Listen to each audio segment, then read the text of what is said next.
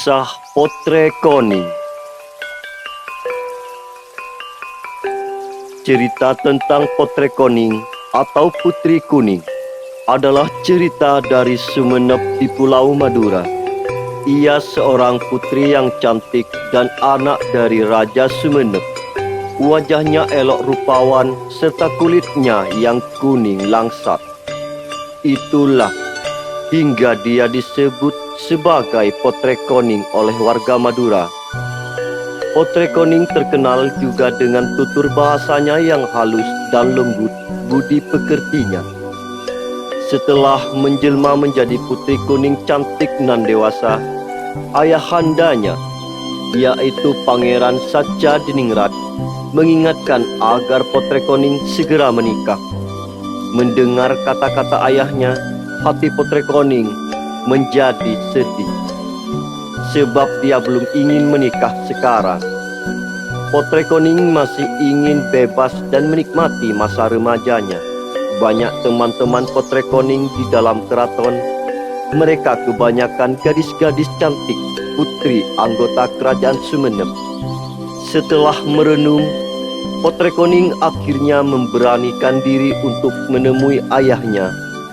Dia hendak meminta izin untuk pergi bertapa di Gua Pajudan. Perdebatan kecil sempat terjadi.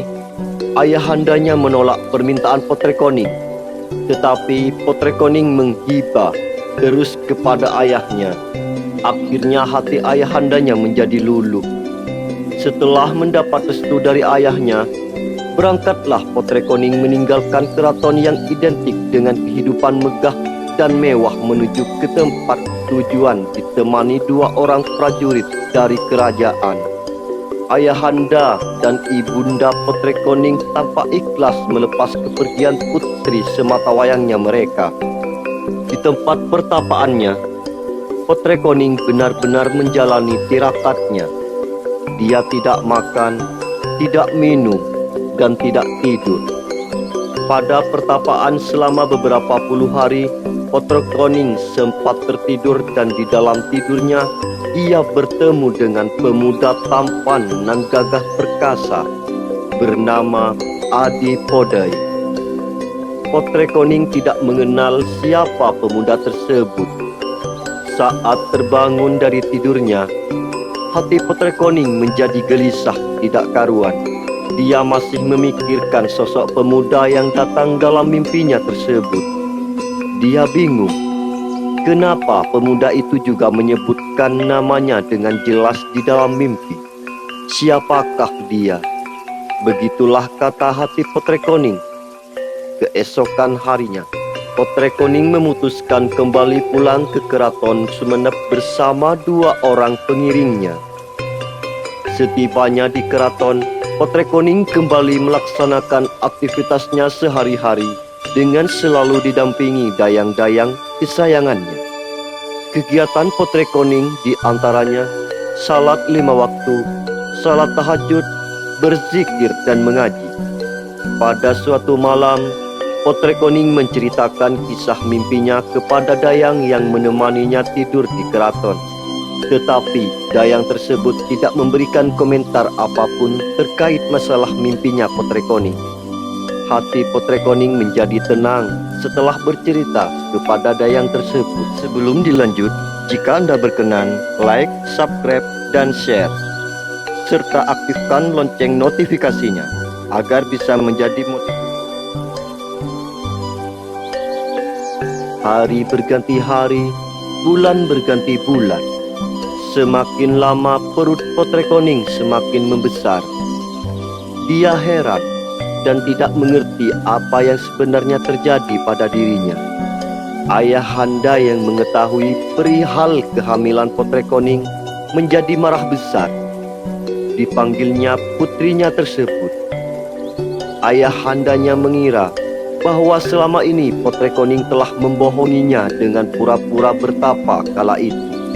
Ayahnya telah menuduhnya bahwa Potrekoning hamil di luar nikah. Hukuman besar atas kesalahan Potrekoning menjadikan hati Permaisuri menjadi gundah gulana. Permaisuri merasa kasihan dengan nasib yang menimpa putrinya tersebut. Walaupun demikian, ia masih percaya akan kesucian putrinya. Hukuman mati sudah disiapkan oleh ayahnya. Potrekoning tak henti-hentinya memohon ampun kepada ayahnya dan meminta jangan menghukum mati dirinya. Tetapi berkat doa permaisuri, rasa belas kasihan dari para menteri dan patih, maka hukuman mati untuk Potrekoning tersebut batal dilaksanakan. Hati Potrekoning menjadi lega. Ia bersyukur sekali karena masih diberikan ampun oleh ayahnya. 9 bulan kemudian, lahirlah seorang bayi tampan dan rupawan dari rahim Potrekoning. Wajah bayi tersebut bagus, berkulit putih dan wajahnya berseri-seri. Wajah bayinya mengingatkan Potrekoning akan pemuda tampan dalam mimpinya. Wajahnya sama persis dengan bayinya tersebut.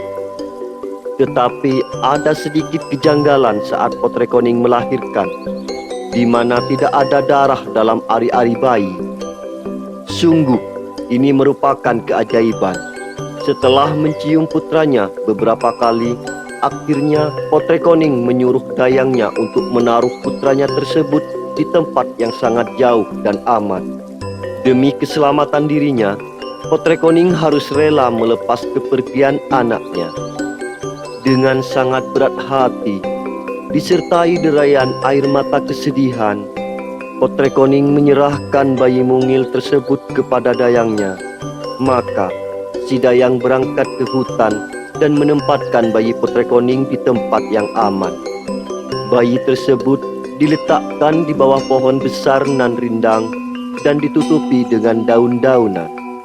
Setelah tugasnya selesai, dayang tersebut kembali ke keraton.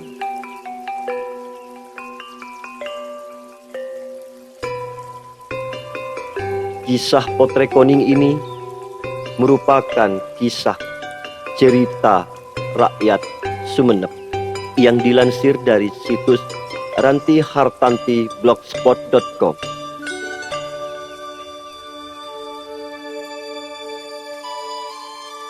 Saksikan video selanjutnya.